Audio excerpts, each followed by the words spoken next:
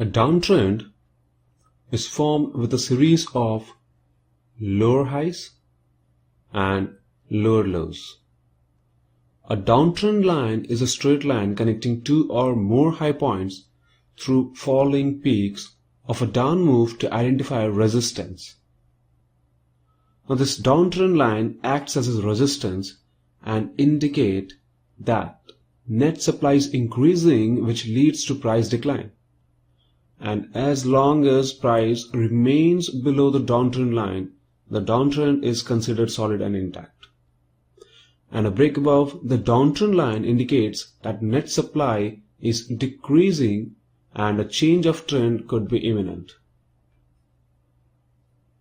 Let's take a look at this chart, a currency pair GBP USD.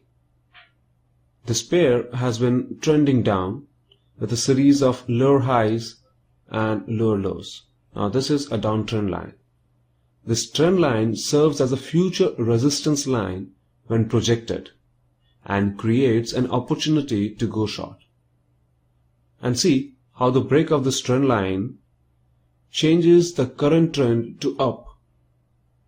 Now remember something which is extremely important. Not every trend break changes the prevailing trend, which it does apparently. I've purposely taken this kind of chart so that you manage to understand the concept clearly. In many scenarios, you will encounter where a trend line gets broken, but trend doesn't change, and eventually price starts traveling in the original direction, the direction prior to trend break.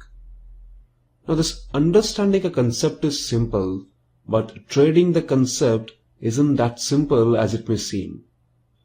You have to look at other important parameters before judging if the trend break is real or not. And you can ascertain that through study of volume. Time and again I'll keep repeating and emphasizing the fact how important a volume analysis is. Most traders do badly as they choose to ignore volume, and volume analysis is a must. A simple technique to filter out bad signal is by judging if the underlying trend did break with heavier volumes or not. If it did not, then the trend break is a suspect. Okay, so this is a chart of an index. This index has been observing a downtrend and has been retreating after striking this trend line. But look here, the break of this trend line. It also captures this swing high and the momentum shifts. Let's go a bit deeper into this concept of trend line now. The 2 points are required to draw a trend line. But which 2 points? Also, what to do when data points go beyond the trend line that you have drawn earlier. So let's discuss both the cases. Now if you choose to draw a trend line from any 2 points and project the same to determine future line of support and resistances, then that is going to be a grave mistake. But even if you desire to draw a trend line taking any 2 points, your motive must be very short-term trading. But still, you must have 3 points instead of 2 so as to render that trend line of any importance. We will discuss this just a bit later. This moment, let's understand which should be the first point to consider that enables drawing of a valid trend line. In this chart, the index is in a downtrend. You must choose a starting point, which is this swing high, the topmost point. Now as price evolves, it will keep on throwing swings. You draw a trend line joining this top and this second point here and project the same. And you had 2 opportunities to go short, here and here. But see what happens on the second instance.